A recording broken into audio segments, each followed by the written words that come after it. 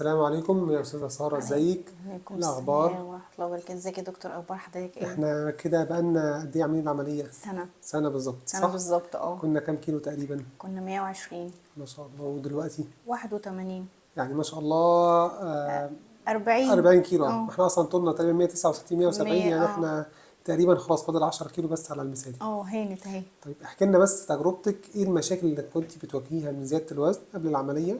وايه اللي خلاكي تاخدي قرار العملية؟ واحكي لنا عن يوم العملية، يعني احكي لنا كده التجربة بتاعتك. والله يا دكتور، انا كانت مشكلتي في اللبس وفي الحركة، ما كنتش بقدر اتحرك كتير، بنهج كتير. في اللبس ما كنتش بشتري اللي انا عايزاه، يعني ما كنتش بلاقي اللبس اللي انا عايزاه، ما كانش بلاقيه، بلاقي لبس تاني. طبعا كان مع سني كان كل يقول لي لا انت سنك اكبر، انت معديه ال40. فكانت يعني كان مشاكل كتيره قوي بتحصل لي. فبعد كده اتعرفت على حضرتك في النت وكده، واخدت القرار. كنت من زمان عايزه اخده، بس لما شفت حضرتك وشفت الناس اللي معاك اخدت القرار وجيت لحضرتك. كنت قلقانه جدا وخايفه.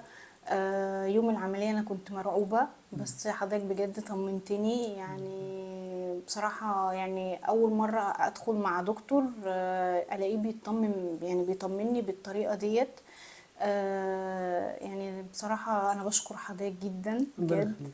يعني بجد ربنا يعزك. ويعني العملية كانت حاجة جميلة جدا، أنا ما تخيلش أنا بقيت واحدة تانية. يعني بقيت واحدة تانية وفرقت معايا جامد قوي بصراحة. طب حصل أي ترهلات، حصل أي مشاكل؟ لا، حاجات بسيطة بس مع الرياضة يعني بتنزل. الدنيا يعني بتظبط يعني؟ الدنيا بتظبط جروح معانا. أخبارها إيه؟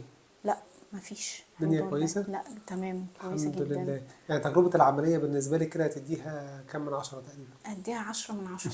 ولو في 100 اديها 100 من 100 بصراحة. كفاية يعني كفاية ذوق حضرتك. ربنا كفاية يخليكي، بجد. ربنا يخليكي. لا حضرتك يعني من الدكاترة اللي بتدخل لهم بطاقة سلبية تخرج بطاقة إيجابية. ده حاجة بتبسطني بجد والله، والله يا ربنا دكتور. يخليكي. الله يعني يخليك. حياتك اتغيرت. أكتر حاجة، أكتر حاجة من كل اللي قلتيه ده كان مأثر معاكي جدا واتغير بعد العملية.